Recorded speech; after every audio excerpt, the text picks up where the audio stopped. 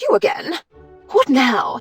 These nerve-wracking conversations with pizza delivery people are actually Rumstone's job. Assuming I had found Mr. Fumbleclaw? Lord Fumbleclaw! How many times do I have to tell you? What do you mean by assuming? Have you found the cat or not? Well, no, I didn't. I'm simply curious. How nice. You wanted Lord Fumbleclaw to be the champion for this year's Ricky's Finest beauty pageant, right? Right. It will ensure my victory over Lady Beaufort's unchallenged candidate. A mangy crossbreed that is probably as lousy as its owner. I am convinced that Lord Fumbleclaw will win a triumphant victory. One last time. One last time? A triumphant last time. Why one last time? Well, Lord Fumbleclaw's shining star is slowly fading.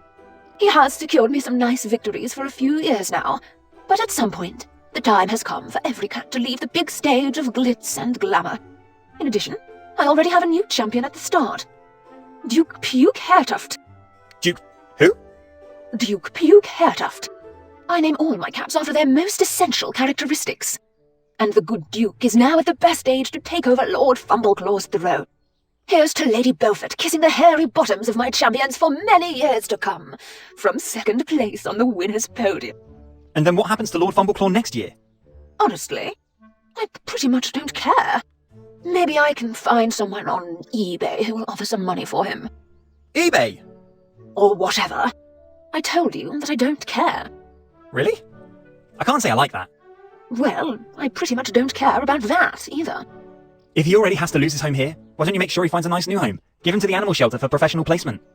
Animal shelter? Yes, why not? Probably no one will pay me a nice sum for a champion of days gone by anyway. Well, as luck would have it, I work for the animal shelter. Do you? As a pizza guy, you're supposed to be swimming in tips, right? I don't work there for money's sake. So you plan to marry rich someday? From my own experience, I can assure you that this is a good plan. Anyway, I'd like to offer you that I will take care of the animal shelter formalities and the later placement of Lord Fumbleclaw. You would? With pleasure. Good. Why not? One less thing for me to deal with. Great. But one thing at a time. First of all, make sure that Lord Fumbleclaw is found and stands on the winner's podium of Ricky's Finest. After that, you can do what you want with the cat. All right. Find Frodo, making sure he wins, placing him in a new home. Good plan. Who is Frodo? See you later. I think I have a hot lead on Lord Fumbleclaw.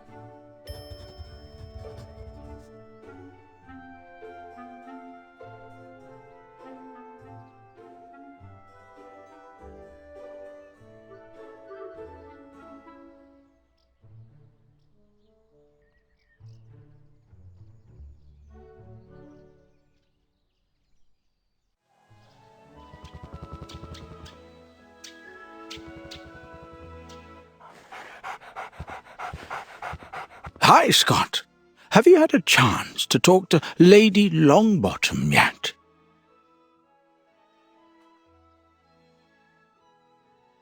About Lady Longbottom? Yes. Have you had a chance to talk to the lady about Frodo? I could actually do that. Really? So? Do you really think there is a way I could keep Frodo without getting into conflict with the law? I guess I have good news for you indeed. Really? You are making me very happy right now. So I get to keep Frodo? Yeah, I guess so. As soon as he won the crown at the beauty contest, Ricky's Finest. After that, as an employee of the animal shelter, I'm supposed to take care of the placement of the cat. But I would say this step we just skip and leave the cat here in your care. That sounds too good to be true. Thank you very much. Only, what kind of competition is this supposed to be? Ricky's Finest. The most popular cat beauty contest in the region. Ricky hosts one every year. And Lady Longbottom expects nothing less than Frodo's victory. I see. I see another problem now, though. What's that? Do you have any idea what a stress such a competition is for such a small cat? Even if it's just one day? As a veterinarian, I find this appalling. Yes, I guess that's true. And I could not, with my conscience, expose Frodo to this stress. I can understand that. On the other hand, if the cat were returned to its owner, I would be subjected to this stress in any case. True. Yes. This is a real dilemma.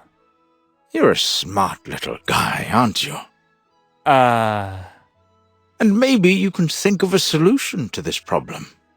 For Frodo's sake. Let's see.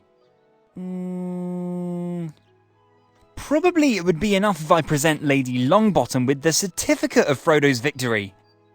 But no victory without a cat. And without victory, no certificate. I'm sure you can think of something. Please. Well, I could talk to Ricky. I have a pretty good connection with him. Perhaps he'll create the deed without Frodo having to be present. Personally, I'd have no problem faking victory in such a contest for the well-being of the cat. But I don't think Ricky would agree with that. Because of his pet hairdresser code of honor and all. But hey, maybe I'll get another idea after talking to him. That would be really great. And it would be the least after you've been taking care of us at the animal shelter for free for so long. Not to mention that I'm convinced that Frodo would have a good time with you. So you'll talk to Ricky? Will do. But, of course, I can't promise anything yet. My charm is hard to resist. Therefore, I'm in good spirits. Fantastic.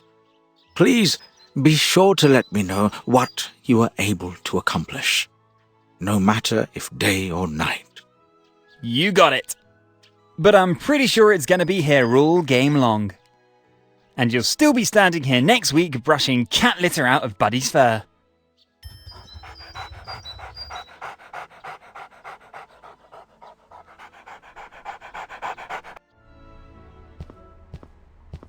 Yes, do you still need... Good news! I found the missing cat! Disappeared cat? The missing cat? The one and only. Really? Oh, that's a load off my mind. Please tell me it is doing well. And that I had nothing to do with the disappearance. Cat's doing well under the circumstances. Thank God. And he survived the Odyssey in the box with your flea combs just fine. Really? My flea comb box? Drat.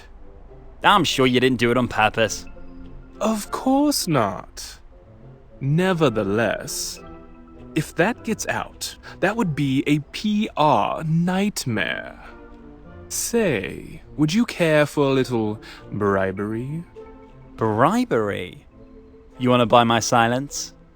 This is what is generally understood by a bribe. For example, how about a year's supply of premium shampoo that's only 2 years expired? Because it's obvious that you have some hairstyle problems. No. Thank you. But while we're on the subject of bribery, there is indeed a way you could buy my silence. Great. Let me hear it. Said missing cat must win your contest this year. And all this in the absence of said missing cat. If I understand you correctly, I'm supposed to manipulate my own competition, jeopardize my integrity as a celebrity hairstylist and showrunner, in order for all the other contestant participants to cheat? And that's just to cover up a little mishap arising from a negligible carelessness? That's exactly what you're supposed to do. Sure. No big deal. Really? That was easy. Because it absolutely does not matter. What do you mean? The contest probably won't happen this year anyway. Really? Yes. Because I recently became the victim of a murder and robbery. Whoa, that sounds serious. It is. First, the lock on my store door was murdered. And then my insanely expensive professional photo equipment was robbed. No winning photos without photo equipment. No contest without winning photos. So you see, it doesn't matter what I promise you for your silence in the Fleacombe mishap. I can't keep my promise anyway. Drat.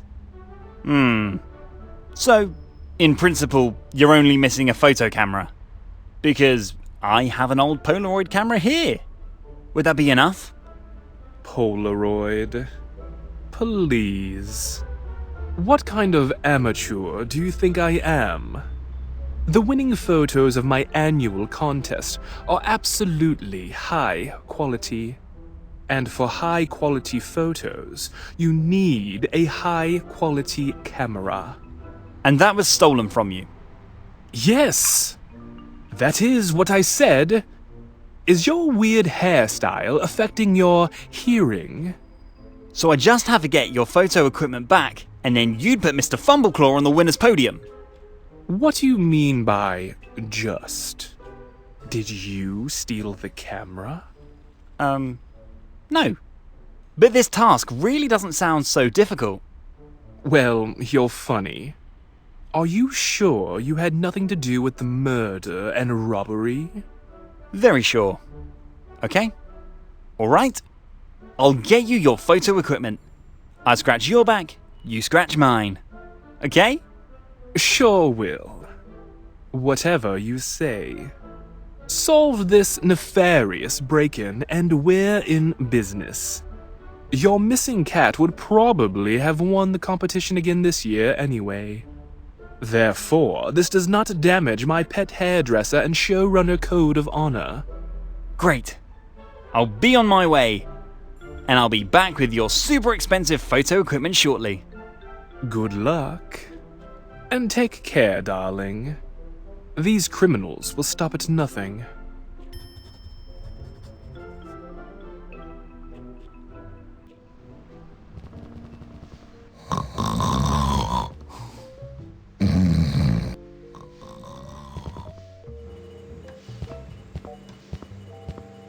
May I interrupt again for a moment? Yes, what's up? Captain Paulie is always happy to help. Could I have another look at the camera in front of Ricky's pet hairdresser? Why would you want to do that? The camera's recordings are still top secret. Ricky's store was recently robbed by gangsters. Oh my. That's just terrible. What do I have to do with it? Well, you do have access to the surveillance camera outside Ricky's store. The one I got a sneak peek at the other day. Oh, yes. I remember. Something about a missing cat, right? Exactly. Have you found the kitty in the meantime? As a matter of fact, I have. Nevertheless, I'd like to take another look at the camera. Ricky needs his expensive photo equipment back. And certainly the thief was recorded on video. I see. Yes, that is very possible. But I already said it. The inspection of the camera recordings is subject to the strictest secrecy. Is there no way to loosen up this strict secrecy a bit? Well, I guess. You could go back to being an auxiliary policeman and help me with a little something. As an auxiliary policeman, you would then have the authorization for the recordings. I thought something like this was coming. Let me guess. You want me to eavesdrop on anyone, anywhere with your great high-powered microphone? Yep. I hope you didn't dispose of the engineering marvel. Of course not. Great. Then please get me some Law and Order recordings and I'll see what I can do for you regarding the surveillance camera. Law and Order? To calibrate the microphone again? No. The recording is for my personal collection. Collection? Yes. I've started to create a categorised collection of exciting sound recordings. And I'm still missing something exciting on the subject of law and order. Why do you need this collection? Well, actually it's none of your business. But I'll tell you anyway. My police psychologist did call it a distinct voyeuristic disorder. I, however, find the analysis of these true events captured on tape makes me a better surveillance specialist. Besides, time passes faster here when I listen to the tapes over and over again. You have a police psychologist. Yes, Dr. Fletcher. Nice guy, but a total doomsayer. Be that as it may, do we have a deal? We do. I'll get some entertaining recordings with voyeuristic potential of the subject of law and order, and you show me who cleaned out Ricky's store. This is how we do it. Although I don't understand why a real crime like the robbery of Ricky's store meets with so little interest from you. That is police work. As you just noted yourself, you don't understand any of this. Now go ahead, get me those recordings.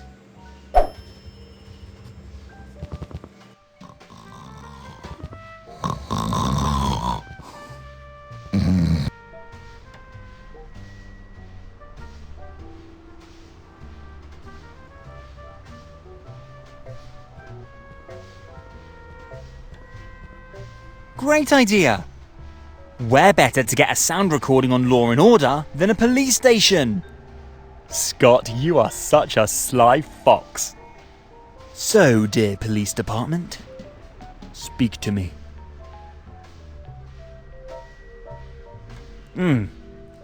I hear absolutely nothing here. Does this thing still work at all? Maybe the batteries ran out.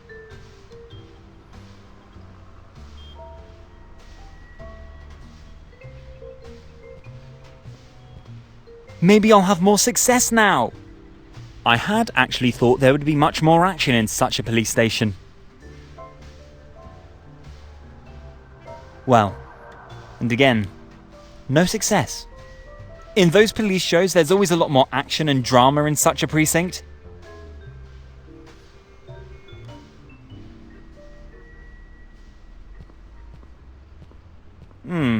Last try now. After that, I'll get tired of it and rather play any other game.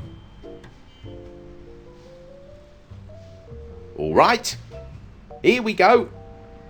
How I hate these continuing education programs. This bright daylight is simply not for my eyes. But the sooner I get over with, the sooner I'm back to the eye-pleasing flicker of my surveillance monitors. Well, at least I have a monitor here. And on it is a video game. Even if boss calls it advanced training. It is and remains a video game. What a waste of time. The real crime doesn't take place in a video game, but on the monitors of my surveillance cameras. It doesn't help though. Instruction is instruction. Nevertheless, I hate video games. A total waste of time. Good. Let's go. Police Quest 1 by Sierra Online. By policemen for policemen.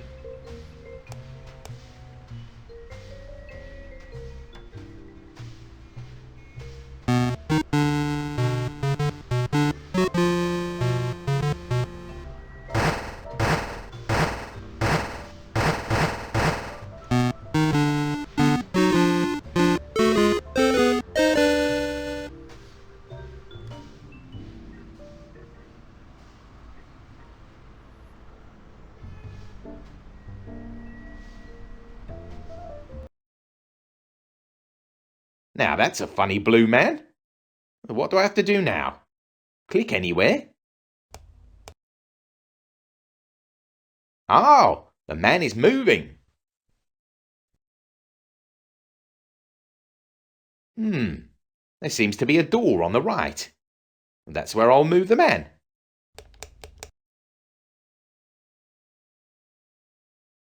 Oh, can't he go any faster? Damn. Oh. Now I guess I'm in a... I don't know what that is. There's another man showering back there. A gym in a police station? We could use that too. On the other hand, I hate sports. Good. What do I have to do now? This looks like lockers. I'm going to open one.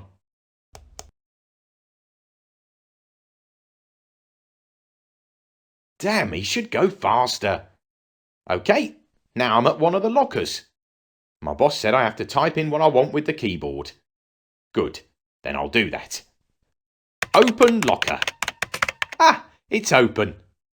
There are clothes hanging in there. Oh, and a gun.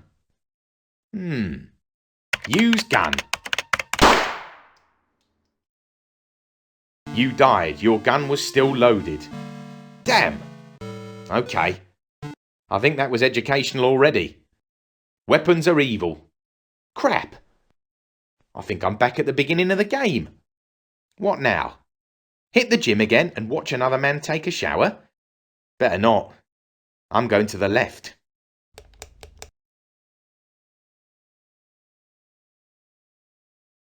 My frustration tolerance towards the walking speed of the blue pixel man is steadily decreasing. Ah, I think that's the way out onto the street. Good. I'll leave the building. Crime is usually waiting outside in the wild anyway, in front of the cameras of my surveillance monitors, even though I haven't seen a camera in the game here yet. And that's what my boss calls realistic.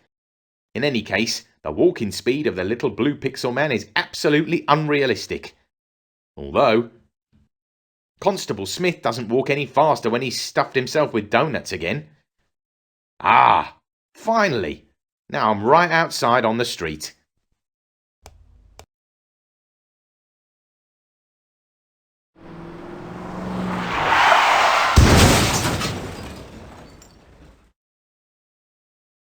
You died. Look left and right first when crossing the road.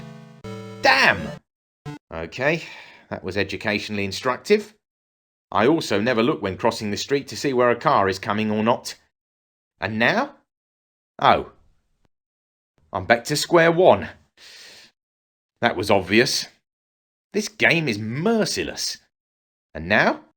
I went to the right and died. I went to the left and died. The only other way seems to be up.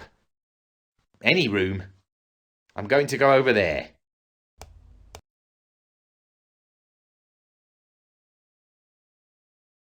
Go faster, miserable pixel guy. It's driving me crazy. The programmer probably never programmed another game after that. Hopefully he's still in jail for this crime. Ah, now I'm in a new room. A conference room? Hard to say when you can count every single pixel. What should I do now? Apparently I'm the first one here. I guess the conference hasn't started yet. There's a water dispenser back there. While I'm waiting for the other conference participants, I can treat myself to a sip of water. I also really appreciate the water dispenser outside my office. Good, then I'll make my way to the water dispenser.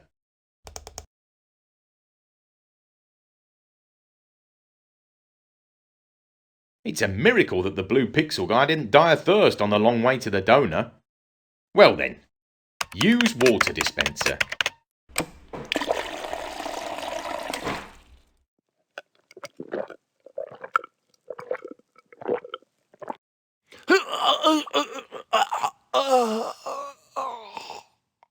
You died. Never drink water that's been sitting around for more than 6 weeks. E. coli bacteria are deadly. What? Really? I'll never touch the water dispenser outside my office again. My boss was absolutely right. This game is educational. And I'm back at the beginning. OK, I think I've learned enough for one day. So let's summarise. If I go right, death is waiting. If I go left, death is waiting. If I go up, death is waiting. And that's exactly why I never voluntarily leave my office. The real world is merciless. Well, that was an unexpectedly exciting recording after all. I wouldn't have thought that the Police Quest game series by Sierra Online from the 80s is still used for training today's police. On the other hand, that explains a lot. Captain Paulie will probably be delighted with this tape. A police officer plays a police officer in a video game programmed by a police officer. More law and order is really not possible.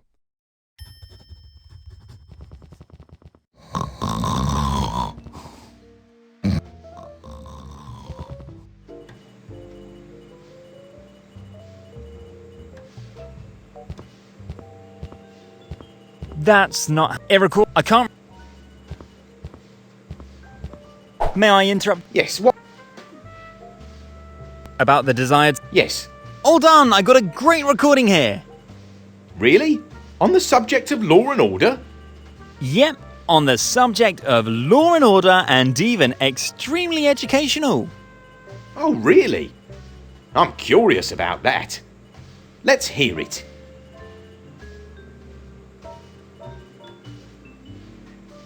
Oh. Is that me on the recording? I think so. I think you're having a lot of fun with a point-and-click adventure classic right now. This is the game my boss made me play, isn't it? Yeah. Police Quest 1 by Sierra Online. You, as a policeman, play a policeman. And the game was also programmed by a policeman. I think more law and order? It's not possible.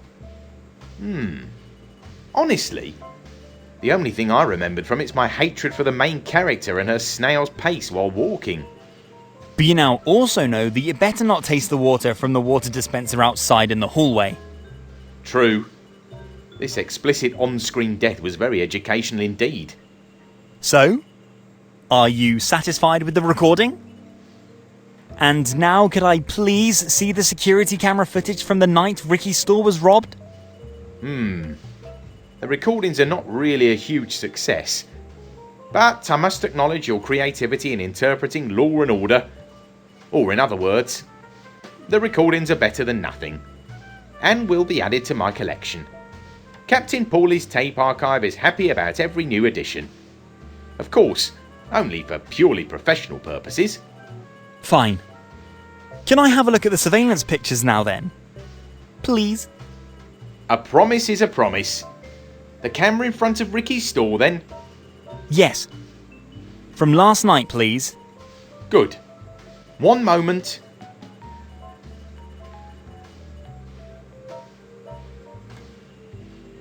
Here you go. Whoa! I think we have a direct hit. It's incredible how precise my nose has become over the years. Wow. Is this the guy who cleans out Ricky's store? I think so. And the case is also crystal clear. Is it? Sure. I know that silhouette well. I've seen it on dozens of recordings. You mean, so you know who it is? I'm pretty sure. Even though you can't see any real details here, unfortunately. And a conviction based on a dark silhouette, unfortunately, has not yet been legitimised in the criminal code. Please don't keep me in suspense like this. Sorry. This guy is, with a probability of 99%, Back Alley Bob. Back Alley Bob? Yes, I said that. Who is that? Well, let's put it this way. Bob is the guy who gets you things, which Amazon does not have in stock, and he specialises in mostly second-hand items. And a pretty shrewd guy. So far, we have not been able to prove any criminal acts against him, despite countless very photogenic shadow portraits, like this one.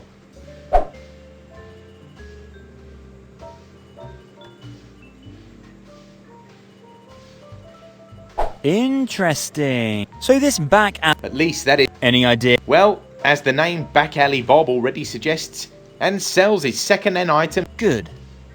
I think that already helps me. Thank you.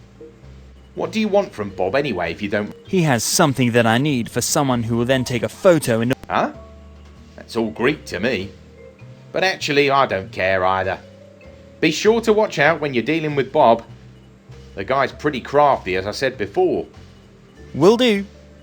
And thanks again for the insight. Sure, come back anytime if you have some more